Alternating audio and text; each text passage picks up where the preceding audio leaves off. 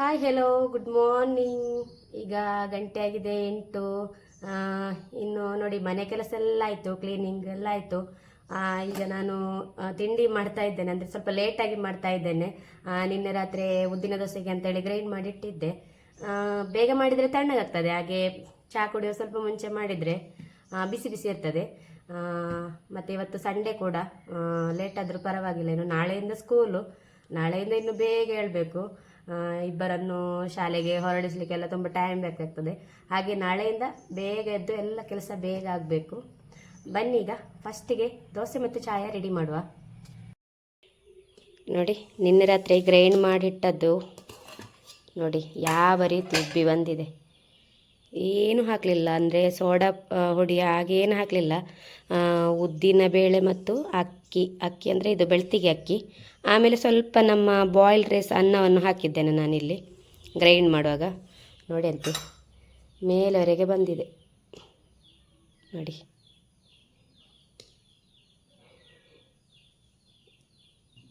ನಿನ್ನೆ ಅರ್ಧದಷ್ಟಿತ್ತು, ಇಲ್ಲಿವರೆಗಿತ್ತು ಹಿಟ್ಟು, ಇವತ್ತು ಫುಲ್ಲಾಗಿದೆ ನೋಡಿ.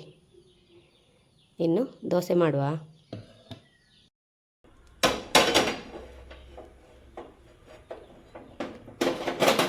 ಈಗ ಒಂದರಲ್ಲಿ ದೋಸೆ ಮಾಡಲಿಕ್ಕೆ, ಆಮೇಲೆ ಇನ್ನೊಂದರಲ್ಲಿ ಚಹಾ ಮಾಡ್ತಾ ಇದ್ದೇನೆ ಇನ್ನೊಂದು ಗ್ಯಾಸಲ್ಲಿ.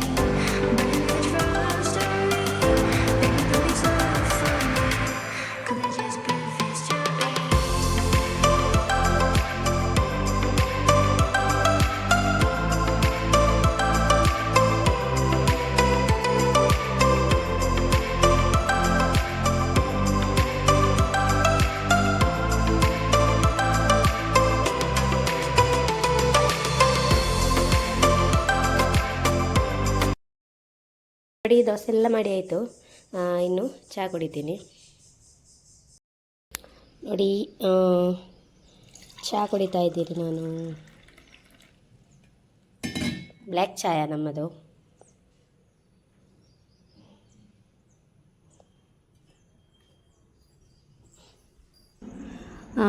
ನಾನಿವಾಗ ಚಹಾ ಕುಡಿತಾ ಇದ್ದೀನಿ, ಅಂದರೆ ಮಕ್ಕಳಿನ್ನೂ ಹೇಳಲಿಲ್ಲ, ಇವತ್ತು ಸಂಡೇ ಹಾಗೆ ಮಲಗಲಿ ಅಂತ ಹೇಳಿ.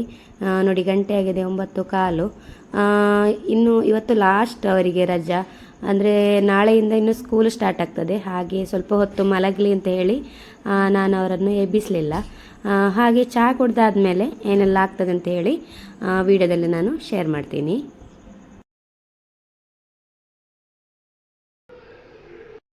ನೋಡಿ ಚಹಾ ಕುಡ್ದಾದ್ಮೇಲೆ ಈಗ ಇಲ್ಲಿ ಇನ್ನು ಅನ್ನ ಮಾಡಬೇಕು. ಈಗ ರೈಸನ್ನು ತೊಳೆಯುವ.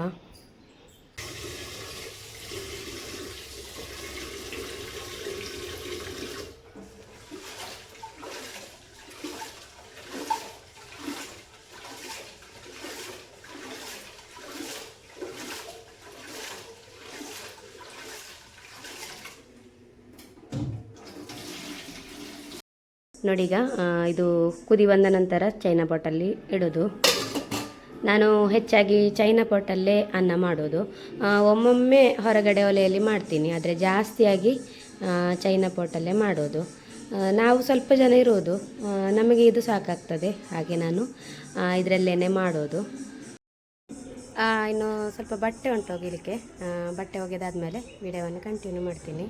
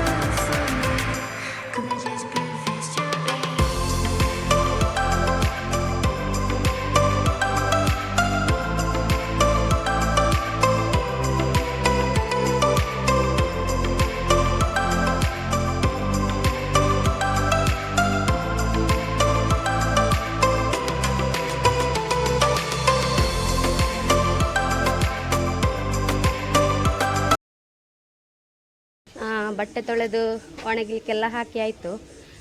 ಇನ್ನು ಪದಾರ್ಥ ಮಾಡಬೇಕು. ಏನಿಲ್ಲ ಪದಾರ್ಥಕ್ಕೆ, ನಿನ್ನೆಯ ಮೀನಿನದ್ದು ಉಂಟು ಸ್ವಲ್ಪ, ಅದು ಮಕ್ಕಳು ತಿನ್ನೋದಿಲ್ಲ ಮೀನಿನದ್ದು. ಹಾಗೆ ಪಪ್ಪಾಯ ಒಂದು ಉಂಟು, ಅದನ್ನೀಗ ತೆಗೆದು ಅದಕ್ಕೆ ಏನಾದರೂ ಒಂದು ಬೆರಕೆ ಹಾಕಿ ಪದಾರ್ಥ ಮಾಡಬೇಕು. ಈಗ ಫಸ್ಟಿಗೆ ಪಪ್ಪಾಯ ತೆಗೆಯುವ. ನೋಡಿ, ಪಪ್ಪಾಯ ಉಂಟು, ಒಂದು ಪಪ್ಪಾಯ ಕಾಯಿ ಪಪ್ಪಾಯ ತೆಗೆದು ಪದಾರ್ಥ ಮಾಡಬೇಕು. ಈಗ ಮೊದಲಿಗೆ ತೆಗೆಯುವ ಇದನ್ನೀಗ. ಅದೊಂದು ದೊಡ್ಡದುಂಟು, ಅದನ್ನೇ ತೆಗೆಯುವ.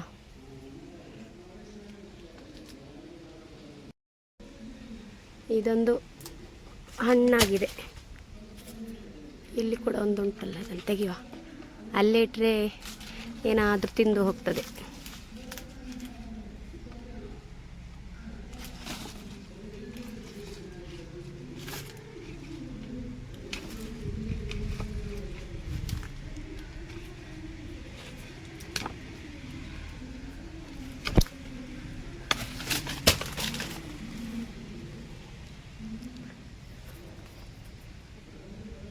ಪದಾರ್ಥಕ್ಕೆ ಆಗ್ಬೋದಾ ಅಂತೇಳಿ ದೊಡ್ಡದುಂಟು.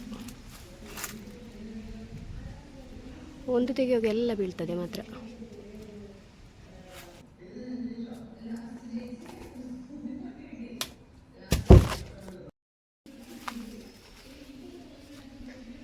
ಒಂದು ಸಣ್ಣದು ಕೂಡ ಉಂಟು ಇದರಲ್ಲಿ, ಜಾಯಿಂಟ್ ಆಗಿ. ಇದು ಜಾಸ್ತಿ ಆಗ್ಬೋದು ಮಾತ್ರ ಪದಾರ್ಥಕ್ಕೆ. ಅರ್ಧದಷ್ಟು ಹಾಕುವ, ಹಣ್ಣು ಹಾಕಿದರೆ ಒಳ್ಳೆ ಆಗ್ತದೆ. ಸ್ವಲ್ಪ ಅರೆ ಹಣ್ಣಾದರೆ.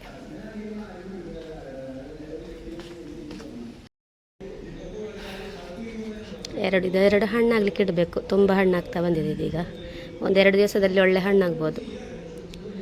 ಇದು ಕೂಡ ಬೆಳೆದಿದೆ.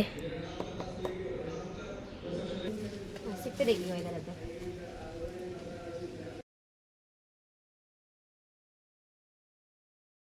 ನೋಡಿ, ಸಿಪ್ಪೆ ಎಲ್ಲ ತೆಗೆದು ಕ್ಲೀನ್ ಮಾಡಿ ತಂದಿದ್ದೇನೆ. ಈಗ ಅರ್ಧ ಹಣ್ಣಾಗಿದೆ, ಜಾಸ್ತಿ ಅಲ್ಲ, ಗಟ್ಟಿ ಉಂಟು ನೋಡಿ.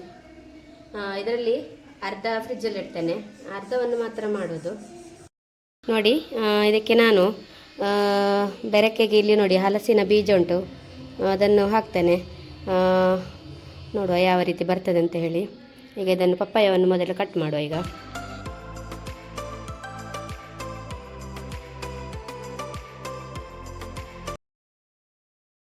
ನೋಡಿ, ತೊಳೆದೆಲ್ಲ ತಂದೆ. ಈಗ ಇನ್ನು ಇದನ್ನು ಬೇಯಲಿಕ್ಕೆ ಇಡಲಿಕ್ಕೆ ಉಂಟು. ಇದಕ್ಕೆ ಒಂದು ಅರ್ಧ ಈರುಳ್ಳಿ ಕಟ್ ಮಾಡಿ ಹಾಕಿದ್ದೇನೆ. ಆಮೇಲೆ ಸ್ವಲ್ಪ ಶುಂಠಿ ಮತ್ತು ಕಾಯಿ ಮೆಣಸು, ಸ್ವಲ್ಪ ನೀರು ಹಾಕಿ ಇದನ್ನು ಬೇಯಲಿಕ್ಕೆ ಇಡುವ. ಉಪ್ಪು ಹಾಕುವ ಸ್ವಲ್ಪ, ಇನ್ನು ಮುಚ್ಚಿ ಬೇಯಿಸುವ.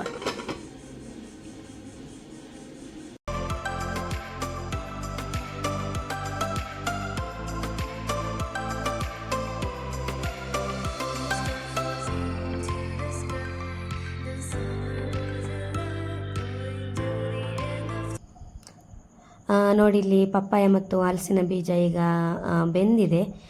ಇನ್ನು ನಾನು ಗ್ರೈಂಡ್ ಮಾಡಿದ ಮಸಾಲೆ ಉಂಟಲ್ಲ, ಅದನ್ನೀಗ ಇದಕ್ಕೆ ಸೇರಿಸ್ತಾ ಇದ್ದೇನೆ. ಸೇರಿಸಿ ಒಳ್ಳೆ ಮಿಕ್ಸ್ ಎಲ್ಲ ಮಾಡುವ.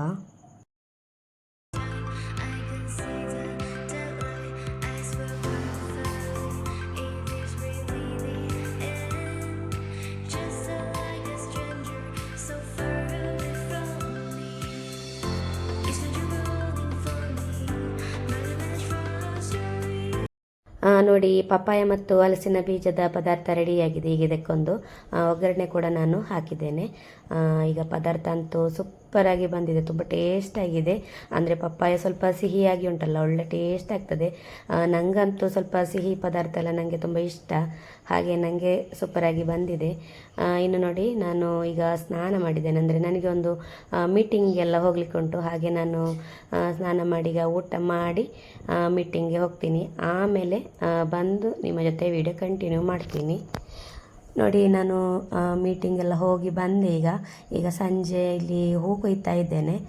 ನನ್ನ ಮಕ್ಕಳು ಕೂಡ ಹಾಗೆ ಇಲ್ಲಿ ಸ್ವಲ್ಪ ಟೆರೆಸ್ ಮೇಲೆ ಸ್ವಲ್ಪ ಕಸ ಎಲ್ಲ ಉಂಟು, ಹಾಗೆ ಅದನ್ನೆಲ್ಲ ಕ್ಲೀನ್ ಮಾಡ್ತಾ ಇದ್ದಾರೆ.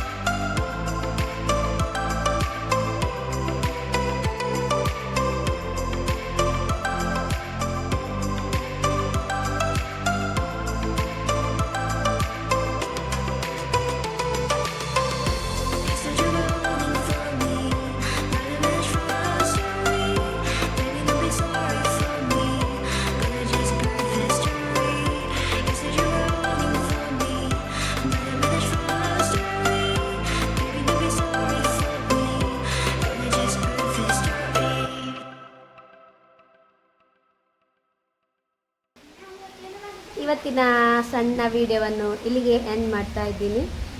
ಇವತ್ತಿನ ವಿಡಿಯೋ ಇಷ್ಟ ಆದರೆ ಲೈಕ್ ಮಾಡಿ, ಶೇರ್ ಮಾಡಿ, ಕಮೆಂಟ್ ಮಾಡಿ, ಸಬ್ಸ್ಕ್ರೈಬ್ ಮಾಡಿ. ಟಾಟಾ. ಓಕೆ.